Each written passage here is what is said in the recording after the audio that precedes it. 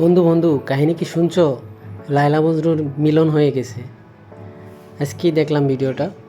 লায়লা এবং আমাদের মামুন ভাই, প্রিন্স মামুন, তাদের মিলন হয়ে গেছে। তারা এখন একসাথে ভিডিও করছে। চলেন দেখি কি বলে। আজকের লাইফটা খুবই ইম্পর্টেন্ট। মন্তব্য করার আজকের লাইফটা ইম্পর্টেন্টই না, শুধু এটা আমাদের দুজনের জন্য একটা মাইলস্টোন আসলে আমাদের দুজনের লাইফের জন্য। ডেফিনেটলি এটার পিছনে একজনই অবদান আছে, সেটা হচ্ছে আমাদের প্রিয় মাসুদ ভাইয়া।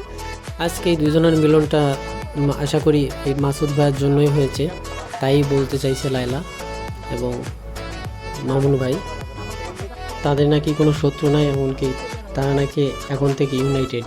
শোনেন, আমাদের কোনো শত্রু নাই। এন্ড আপনারা একটা জিনিস জানেন যে সেটা হচ্ছে যে দুইজন ইউনাইটেড যখন থাকে তখন এটা একটা অনেক বড় শক্তি। হ্যাঁ, যখন আমরা আলাদা হয়ে যাই না, তখন কি হয়েছে যে আমি এক গ্রুপ হয়ে গেছি, মামুন এক গ্রুপ হয়েছে, আমাদের পাওয়ারটা কমে গেছে। যেই পাওয়ারই বলেন, ভালোবাসার পাওয়ার বলেন আর যেই পাওয়ারই বলেন, আমরা দুজন যখন একসাথে হয়েছি তখন কি হয়, যখন একসাথে ছিলাম বা যখন একসাথে থাকবো তখন সেটা গ্রেটার পাওয়ার হয়। তো আমার মনে হয় যে আমাদের দুজনকে একসাথে হতে দেখে আনহ্যাপি মামুনের গার্লফ্রেন্ড গুলো আনহ্যাপি হয়েছে। এমনকি তাদের যতগুলো মামলা ছিল সেই মামলাগুলো নাকি আস্তে আস্তে করে তারা নিজেরা উইথড্র করে নেবে, এমনকি তারা নাকি সবাই একসাথে মিলেমিশে থাকবে, এটাই বললো। এখন দেখা যাক সামনে নতুন আর কোনো কন্ট্রোভার্সি তারা ক্রিয়েট করে কিনা।